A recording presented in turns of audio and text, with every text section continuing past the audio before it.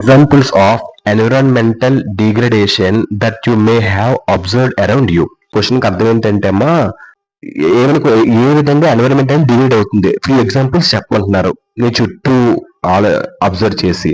So ఏంటంటే మన చుట్టూ చెట్లు కోత, దీనివల్ల ఎన్విరాన్మెంట్ అంటే డిఫారెస్టేషన్ చేయడం వల్ల ఎన్విరాన్మెంట్ డిగ్రేడేషన్ అవుతుంది. And water pollution, air pollution ఇవన్నిటి వల్లే ఎన్విరాన్మెంటల్ డిగ్రేడేషన్ అవుతుంది. అదే ఎగ్జాంపుల్స్ గా చెప్పాలి మనం. అందులో ఇప్పుడు first point, environmental degradation refers to the deterioration of the natural environment due to human activities. First point అర్థం ఏంటంటే అమ్మా పర్యావరణ నాశనం అంటే మానవ కార్యకలాపాల కారణంగా ప్రకృతిలో కలిగే నష్టాన్ని సూచిస్తుంది. మనం చెట్లు, deforestation and water pollution, air pollution, ఇవన్నీ ప్లాస్టిక్ ని వేస్ట్ చేయడం, సో అడవుల్లో ఎన్క్రోచ్మెంట్, అక్రమంగా రవాణా అక్రమంగా దోచుకోవడం, ఇలాంటి పనులు చేస్తే పర్యావరణం దెబ్బతింటుంది. దీని కారణంగా బయోడైవర్సిటీ, జీవ వైవిధ్యం అండ్ ఎన్విరాన్మెంట్, వాతావరణం నష్టం పొందుతుంది. ఓకేనమ్మా, డన్. ఇది పాయింట్ కాదు. Next, it negatively impacts air, water, soil and biodiversity. Here are the some examples. Environmental degradation negatively impacts బాగా తీవ్రంగా దేనికి ప్రభావం చూపిస్తుందంటే రాంగ్ వేలో air pollution, water pollution, soil pollution and బయోడైవర్సిటీకి పొల్యూట్ అవ్వడానికి దారితీస్తుంది. Here are the some examples. కొన్ని ఎగ్జాంపుల్స్ మనం చేసుకుందాం. First, air pollution. Emissions from vehicles and industries contribute to pure air quality. Emissions అంటే ఏంటి? గ్యాసెస్ ఆర్ స్మోక్స్ రిలీజ్డ్, దాని emissions అంటారు. సో పూర్ ఎయిర్ క్వాలిటీ అంటే తెలుసా? Air contains dust particles, air contains dust, smoke, harmful gas, అదే poor air quality. ఈ point ఇంకా clear గా మనం చెప్పుకోవాలంటే ఎయిర్ పొల్యూషన్ అంటే టాక్సిక్ కెమికల్స్ ఎయిర్ లో కలిస్తే ఎయిర్ పొల్యూషన్ అంటారు. అంటే ఎలా వచ్చిందంటే ఎమిషన్స్ ఫ్రమ్ వెహికల్స్ అంటే వాయు కాలుష్యం, అంటే అత్యధిక వాహనాలు అండ్ ఫ్యాక్టరీల నుండి విడుదల అయ్యే అంటే పాయిజనస్ గ్యాసెస్ ఎయిర్ లో కలిసి ఎయిర్ కాలుష్యం అనేది చేస్తాయి. దాన్ని ఎయిర్ కాలుష్యం అంటారు. సో దీని ఫలితంగా అండ్ ఆక్సిజన్ చెడుగా మారడం, శ్వాసకోశ సమస్యలు అండ్ వాతావరణ మార్పులు వంటి సమస్యలు ఏర్పడతాయి.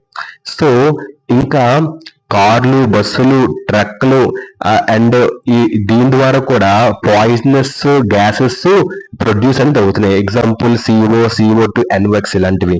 సో ఇంకా ఉక్కు, సిమెంట్, రసాయన ఇండస్ట్రీస్ లో పొగ, గ్యాస్ విడుదల చేస్తాయి. ఇది ఇండస్ట్రియల్ ఎమిషన్స్ అంటారు. సో ఇంకా ఊపిరితిత్తుల సమస్యలు, అలర్జీలు ఇలాంటివి కూడా వస్తాయి ఈ యొక్క ఎయిర్ పొల్యూషన్ వల్ల ఎఫెక్ట్స్ అన్నమాట. సో వాతావరణ మార్పులు కూడా వచ్చేస్తాయి ఎయిర్ పొల్యూషన్ వల్ల. అన్ని ప్రాబ్లమ్స్ ఉంటాయి ఎయిర్ పొల్యూషన్ వల్ల. అది పాయింట్ కి అర్థం.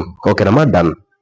థ్రోయింగ్ అన్వాంటెడ్ మెటీరియల్స్, దాన్ని డంపింగ్ అని అంటారు. ప్లాస్టిక్ వేస్ట్ అంటే అది డీకంపోజ్ అంత ఈజీగా అవ్వదు. సో ప్రకృతిలో కొన్ని వందల సంవత్సరాలు ఉండిపోతుంది. అదే ప్లాస్టిక్ వేస్ట్ అంటారు. కెమికల్స్ అంటే రసాయనాలు. సీవేజ్ అంటే dirty water comes from homes. ఓకేనమ్మా, అవి సీవేజ్ అంటారు. దాని నెక్స్ట్ ఈ పాయింట్ కి అర్థం ఏంటంటే అమ్మా వాటర్ పొల్యూషన్ అంటే మనకు అందరికీ తెలిసిందే. Unwanted chemicals, dust, poisonous gases water లో కలిస్తే వాటర్ పొల్యూషన్ అంటారు దాన్ని. నదులు, సరస్సులు, సముద్రాల్లో ప్లాస్టిక్ వదలడం వల్ల వాటర్ లో ప్లాస్టిక్ వదలడం వల్ల ప్లాస్టిక్ వేస్ట్ అని అంటారు. ఇండస్ట్రీస్, కెమికల్స్, ఈ యొక్క కెమికల్స్ ఇండస్ట్రీస్ నుంచి రసాయనాలు నీటిలో కలిసిపోవడం, దీని వల్ల వాటర్ పొల్యూషన్ వస్తుంది. కాలువల నుండి మురికి నీరు జలాశయాలకు చేరడం, సో దానివల్ల వాటర్ లో ఉన్నవన్నీ చనిపోవడం, యానిమల్స్ అన్ని కూడా, flora and fauna, water animals చనిపోవడం. Dumping of waste, chemicals and sewage ఇవన్నీ కూడా పొల్యూట్ చేస్తుంది, కలుషితం చేస్తుంది రివర్స్ ని, లేక్స్ ని అండ్ ఓషన్స్ ని. ఓకేనమ్మా, మహాసముద్రాలని, సరస్సుల్ని. Next, soil degradation. Over use of fertilizers, pesticides and industrial waste reduces soil fertility. Fertilizers and pesticides. Fertilizers అంటే ఎరువులు, పెస్టిసైడ్స్ అంటే పురుగుల మందు. ఇండస్ట్రియల్ వేస్ట్ అంటే left over produce by factories produce చేసిన తర్వాత ఏమైనా మిగిలిపోయిన చెత్తనంతా కూడా ఇండస్ట్రియల్ వేస్ట్ అంటారు. సో సాయిల్ ఫెర్టిలిటీ అంటే ఏంటి? నేల సంతానోత్పత్తి అంటారు.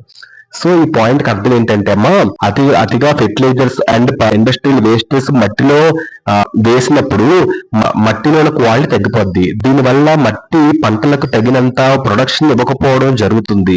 ఇది మట్టి ప్రొడక్షన్ తగ్గిపోవడానికి మోస్ట్ ఇంపార్టెంట్ కారణం. అది సాయిల్ ఫెర్టిలిటీ లాస్ అని అంటారు. అంటే ఎక్కువ ఫెర్టిలైజర్స్, ఎక్కువ పెస్టిసైడ్స్ యూజ్ చేసిన ఇండస్ట్రీస్ లో, ఫ్యాక్టరీస్ లో తయారు చేసిన వస్తువులు మిగిలిపోయినవి బయటికి వచ్చినా ఇవన్నీ కూడా సాయిల్ లో కలిసిపోయి సాయిల్ లో ఫెర్టిలిటీ అని తగ్గిపోద్ది. అది పాయింట్ అర్థం. నెక్స్ట్ డిఫారెస్టేషన్ అంటే చెట్లను నరికేయడం అడవిలో. So large scale tree cutting for urbanisation and agriculture leads to loss of biodiversity. నగరాలు, రోడ్లు, పంటల కోసం అడవులు, చెట్లు ఎక్కువగా కత్తిరించబడితే అక్కడ నివసించే జంతువులు, పక్షులు, చెట్లు, ఇతర జీవులు నివాసం కోల్పోతాయి. దీనివల్ల బయోడైవర్సిటీ తగ్గిపోతుంది, జీవ వైవిధ్యం మరియు ప్రకృతి సమతుల్యత కూడా దెబ్బతింటుంది.